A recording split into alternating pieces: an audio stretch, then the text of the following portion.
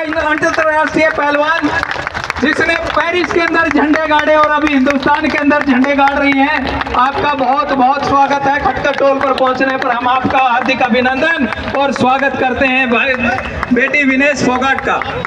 और सोमवीर राठी जी, इनके better half, वो भी जो है हमारे बीच में पधारे हैं।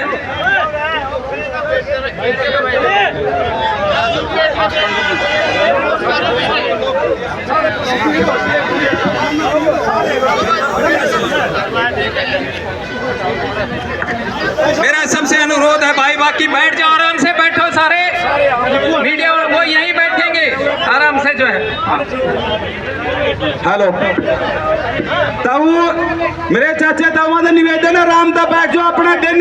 जब विनेश फोगाट जी को देख रहा हूं, क्योंकि चंद दिन पहले जब इन्होंने एक सरकार के खिलाफ आवाज उठाई, तो इस सरकार में जो हरकतें हो रही थी, आपके बीच में हो रही थी, उन समय का भाव को देखते हुए मैं बहन से अनुरोध करूंगा।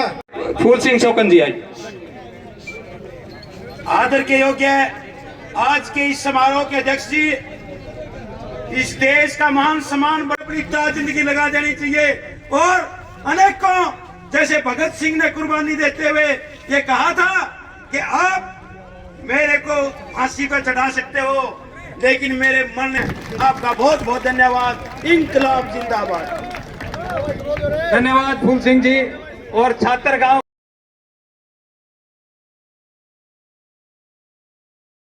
मेरे साथ नारा बोल दो, किसान एकता। थोड़ा और बुझा दो। उड़द संसद फट्टे लेकर जान की हो, चाहे वह दिन में संसद जान की बात हो। जितना सहयोग इस खटकड़ टोल के लोगों ने दिया, महिलाओं ने भी बहुत ज्यादा गिरफ्तारी दी। और अब आपका वक्तव्य का भी समय है भाई अनीश खटकर जी, आप अपने विचार रखें।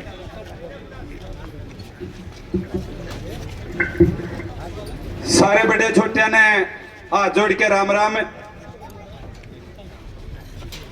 जब ही मुद्दा की बात खराब है, अपने बीच में भाई विकास बैठा है, भाई वीरेंद्र गोगड़िया है, भाई प्रदीप गिल है, अरे अपना लाडला अपना कद नहीं आंदा, और रस भाई है, रस चिकारा है, सारा की नींद आराम कर रखी है, बड़े बड़े घराने की, एक अकेला न तारा बेटा ने।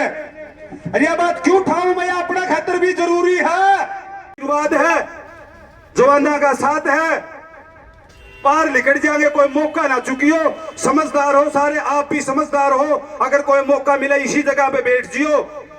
तड़के में नू नहीं सोचा, मेरी भतीजी है 3 साल की, तड़के में उसने खिलाना नू नहीं सोचू कदे इस गले विनेश पर की बढ़ जाए। इशारा बना दियो मारी बेटियां खातर, मारी पोतियां खातर आने वाला टाइम में। और जो स्मारक बना वजन नहीं है, शायद ही ऐसा गोल्ड मेडल आज तक किसी खिलाड़ी ने किसी देश को दिया हो। वो गोल्ड मेडल आज हमारी बहन और हमारी बेटी ने इस देश को दिया। और जो मेडल खिलाड़ियों को मिलता है, शायद उस मेडल के चर्चे इतने नहीं होते, लेकिन जो मेडल हमारी बहन लेके आई है, उस मेडल के चर्चे एक बच्चे से लेकर बूढ़े से लेकर और जवान तक हर आदमी के दिल में और हर आदमी की जुबान पर उस मेडल के चर्चे थे। तो मैं दोबारा से फिर इस बहन का धन्यवाद करता हूं कि इसने इस पूरे भारतवर्ष का मान सम्मान रखा और इस भारतवर्ष का सीना गर्व से चौड़ा किया। मैं ज्यादा से ये एक हल से जो है सम्मानित कर रहे हैं, कंडेला खाप तालियों से स्वागत करें जो है।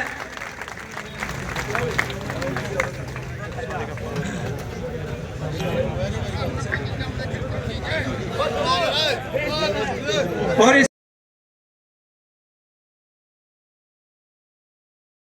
कौन सी ठीक एक्साइटमेंट खुले खुले आ जाओ, खुले खुले।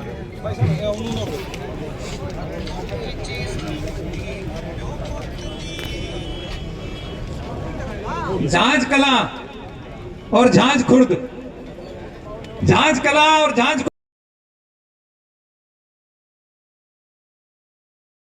तालियां बजा दो। और 21,000 रुपए जो है ये यहाँ पर अपना जो शहीद स्मारक बन रहा है उसमें भी जो 21,000 रुपए का सहयोग दे रहे हैं। ठीक है मोदी साहब, का बहुत बहुत धन्यवाद। अब अपना ही मानती है और हमेशा इसने कहा कि मैं खटका टोल के हमेशा जो है आभारी रहूंगी। गदा दिए यार।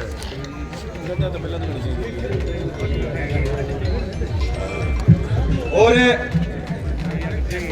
मैं एक बार सारे माफी चाहूंगा।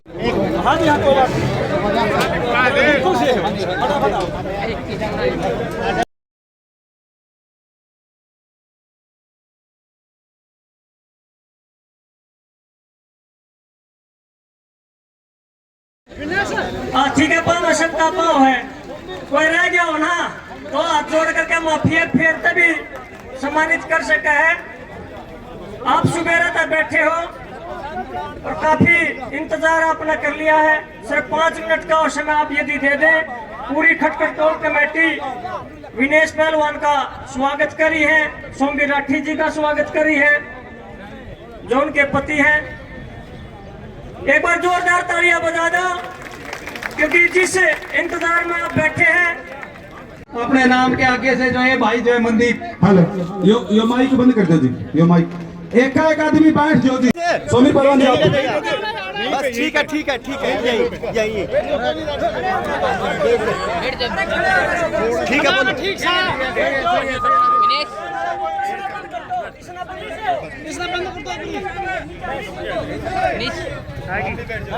जितने भी मेरे बड़े बुजुर्ग मेरे मान सम्मान के योग्य है, मुझे पता नहीं मैं कैसे संबोधन करूं क्योंकि मुझे पता है मैं जिंदगी बहू हूं, लेकिन आपने बेटी से भी ज्यादा प्यार दिया है मुझे। तो मैं समझती हूं कि आपकी बेटी का जो भी आप आशीर्वाद जो दे रहे हो, जो भी आप मान सम्मान दे रहे हो, उसको मैं सिर आंखों पे हमेशा रखूंगी। आपका कर्ज तो मैं नहीं चुका पाऊंगी कभी भी। जैसे एक बेटी अपने माँ बाप का कर्ज कभी चुका नहीं पाती है, तो आपका कर्ज भी मैं कभी अदा नहीं कर पाऊंगी, चाहे मैं कुछ भी कर लूँ जिंदगी में। लेकिन बस एक विश्वास दिलाती हूँ आपको कि आपका मान सम्मान, आपकी इज्जत मेरी सर आंखों पे सदा रहेगी और उसके मान सम्मान पे कभी आँच नहीं आने दूंगी। तो मुझे बहुत दुख होता है जब भी आप सब लोग आंदोलन में बैठे थे, तो बच्चे थे, समझ में नहीं आ रहा था, लेकिन बहुत दुख होता था। मुझे नहीं पता मैं कितनी बार रोई होंगी आप सबकी फोटोज देख के, वीडियोस देख के कि ऐसे क्यों दुखी कर रहे हैं सभी लोग। लेकिन कभी कभी ऐसे होता है कि इंसान के हाथ में कुछ होता नहीं है, बस हम बेबस लाचार महसूस कर सकते हैं। और उस टाइम पे मैं जितना कर सकती थी, जितना मैं साथ खड़ी हो सकती थी, उतना मैंने अपना बेस्ट करने का ट्राई किया। और जब हम मुसीबत में थे तो मेरा ये पूरा परिवार मेरे साथ में खड़ा था, वो मेरी ताकत था, वो हम सबकी हिम्मत था। आपका प्यार, आपका सम्मान मैं इतनी पावरफुल भी नहीं हूँ कि मैं कुछ बहुत बड़े वादे कर दूँ आपको, बहुत बड़ी एक आशा के साथ में आपको वो दिलवा दूँ। लेकिन मैं एक विश्वास दिलाती हूँ कि मैंने कुश्ती की है हमेशा से। मुझे पता है खिलाड़ी कैसे तैयार होता है, मुझे पता है कि खिलाड़ी को कितने सेक्रीफाइस करने पड़ते हैं। इस जिंद की धरती में मुझे पता है बहुत ताकत है, बहुत हिम्मत है और बहुत जुझारू और बहुत लड़ाके किस्म के लोग रहते हैं। तो मैं चाहती हूँ कि यहाँ से भी वो खिलाड़ी निकले, यहाँ से वो मेडलिस्ट निकले जो ओलंपिक्स में, जिसमें मैंने कमी छोड़ दी है। मैं चाहती हूँ कि मेरे आने वाले बहन भाई जितने भी हैं, उनको जो भी मेरे से मैं जितना हो सकता है, मैं एज ए खिलाड़ी मैं जो सिखा सकती हूँ। मुझे कुश्ती आती है, लेकिन खिलाड़ी के तौर पर मैं मानसिक रूप से मैं क्या हेल्प कर सकती हूँ, वो हर एक खेल में उनको मदद कर सकती हूँ। तो आपकी जो भी आज्ञा, आपका जो भी आशीर्वाद रहेगा। मुझे नहीं पता जो भी राजनीतिक बातें कर रहे हैं, मैं बहुत दिन से मेरे पे बहुत ज़्यादा प्रेशर भी है, प्रेशर भी नहीं बोलूँगी, लेकिन आपकी उम्मीदें हैं मेरे ऊपर। मुझे पता है कि आपकी जो उम्मीदें, आशाएं हैं मेरे से बढ़ गई हैं कि आपकी बेटी आपके लिए कुछ करे। बड़े लोग मुझे बताएंगे तो मैं वो करूँगी। और रही एक कुश्ती करने की बात, तो वो भी मुझे पता नहीं है कि मैं कर पाऊँगी नहीं कर पाऊँगी। अगर मैं करने पे आ गई तो इतना भी पता है कि मैं कुछ भी कर सकती हूँ। बस आप सब लोग साथ में खड़े हो। जब मैं ओलंपिक्स में जब ये सब हो रहा था, उसके बाद में मैं बहुत दुखी थी। मैं बोल रही थी अपने आप को, ये सबको ही बोल रही थी कि मेरे से ज़्यादा बदकिस्मत कोई नहीं है। इतना सब होने के बाद में कौन ऐसे किसके साथ में होता है? आज तक पूरे हिस्ट्री में नहीं हुआ है कि ओलंपिक्स में ऐसे किसी खिलाड़ी के साथ में जब वो फाइनल में पहुँच जाए उसके पास में मेडल नहीं है। लेकिन जैसे ही मैं अपने देश में आई, आप सबका प्यार देखा, तो ये लगा कि वो मेडल तो कुछ भी नहीं था। ये जो प्यार और मान सम्मान के लिए जो हम जीते मरते हैं, वो आपने जो मुझे दिया है, वो हर एक हिंदुस्तान में हर एक खिलाड़ी का हौसला बढ़ाएगा। क्योंकि जीतने के बाद में तो मुझे पता है कि सब लोग आपके अपने बन जाते हैं, लेकिन जब दर्द में, जब तकलीफ में कोई होता है, जब आपके साथ में जो खड़ा है वो आपका अपना असली होता है। और मुझे पहचान हो गई है कि मेरे अपने कौन है, इसलिए आज मैं चंदेला की इस धरती पे आई हूँ, खड़कर टोल पे आई हूँ।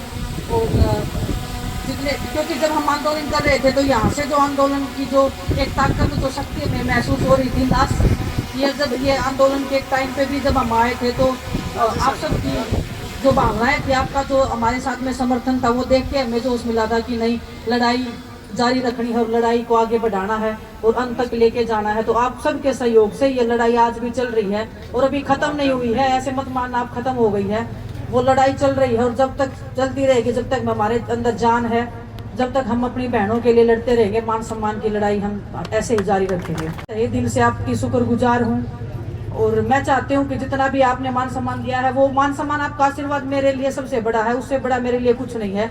उसी के लिए हम खिलाड़ी जीतते हैं और मरते हैं। जब आपका हाथ हमारे सिर के ऊपर आप जब टिका देते हो, तब हमें लगता है कि इससे ज़्यादा ताकतवर चीज़ कोई नहीं है। हम कितनी भी मेहनत कर ले, कितना भी कर ले, ये आशीर्वाद के बिना हम सक्सेस नहीं हो पाते हैं। ये मैंने महसूस भी किया है और ये हमेशा से मैं बोलती भी आई हूँ। जितने भी जूनियर बच्चे हैं वो मेरे से पूछते हैं कि दीदी हम क्या ट्रेनिंग करें, क्या नहीं करें। मैं ये बोलती हूँ कि अपने आचरण से जो आप लोगों का आशीर्वाद ले सकते हो, उससे बड़ी मेहनत और उससे ज़्यादा ताकत किसी चीज़ में नहीं है। तो बस मैं अभी जितना भी आप सब ने मान सम्मान दिया है, मैं चाहती हूँ कि मैं खड़कर टोल के ऊपर वो आप इन सब के सामने आप सबको मैं समर्पित करके जाती हूँ। और जो हमारे परिवार के जो लोग शहीद हो गए थे उस आंदोलन में, उनके सहयोग में आप जितना भी मैं अपना कंट्रीब्यूशन दे सकती हूँ तो वह मैं अपना देने की कोशिश करूँगी। और मेरे पूरे परिवार को मेरी तरफ से श्रद्धांजलि। लास्ट टाइम मैं नहीं आ पाई थी, उसका मुझे खेद है, लेकिन मैं आपके मान सम्मान के लिए लड़ रही थी, ये कुश्ती कर रही थी मैं, इसलिए मैंने माफ़ी भी मांगी थी कि मैं जब नेक्स्ट टाइम जब ये कुश्तियाँ हो जाएंगी उसके बाद मैं ज़रूर आऊँगी। आप सब ने मुझे मौका दिया है यहाँ आने का, आपने मेरे मान सम्मान को इतना बढ़ा दिया है कि अभी मेरे को ये प्राउड फील होता है कि मेरे से ज़्यादा भाग्यशाली इस हिंदुस्तान में तो कोई नहीं होगा आज के दिन।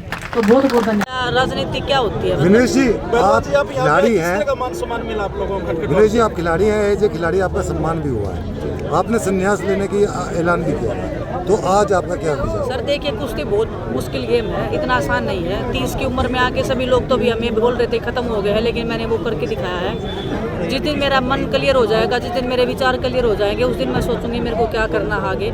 लेकिन एज कोई बाधा नहीं है बिल्कुल भी मेरे उसमें, लेकिन मेरा इमोशनली मैं बहुत ज़्यादा ब्रेक डाउन हो रखी थी पहले भी, अभी भी हूँ। अभी मेरे को टाइम नहीं मिला है, जैसे ही मैं आई हूँ तो इतने स्वागत, इतने लोग मुझे बुला रहे हैं। तो जिस दिन शांत से बैठूंगी उस दिन मैं डिसाइड करूँगी मेरे को क्या करना है रेसलिंग के उसमें। लेकिन एक बात तो तय है कि हमारा रेसलिंग का जो भविष्य है वो बहुत उज्जवल है। जब आप मेडल जीतते थे वो खुशी, और आज हरियाणा की धरती पे आपको हर जगह मेडल मान सम्मान बढ़िया लगा?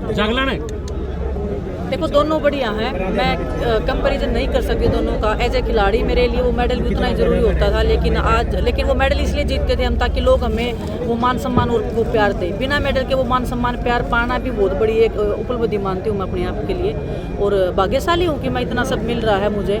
और बस एक मेरा दायित्व बढ़ गया है, मेरे पे जिम्मेदारियाँ बढ़ गई है, लोगों की आस और उम्मीदें हैं। चाहे मैं कुश्ती में जाऊं, चाहे मैं आगे कोई एकेडमी खोल रही हूं, तो एक फ्यूचर जनरेशन का जो सवाल है वो लोग मेरे से उम्मीद कर रहे हैं। तो मैं डेफिनेटली मतलब रेसलिंग में जितना कंट्रीब्यूट कर सकती हूँ, अपने टैलेंट को जितना मैं दे सकती हूँ, भगवान ने जो मेरे को दिया है वो मैं चाहूँगी कि मैं अपनी रेसलिंग में यूज़ करूँ। आपके ताऊ जी से इस बारे में कोई बात हुई है? किस बारे में? आपके रेसलिंग? मैं कभी भी अपने फैमिली में, हमारे ऐसे नहीं है कि ताऊ जितने सख्त हैं हम कभी बात नहीं करते हैं। तो ताऊ जी पापा जी जो भी थे, नमस्ते के अलावा हमारा कोई बात नहीं होता है कभी भी। चलो ठीक है, हाँ जी, थैंक यू। धन्यवाद।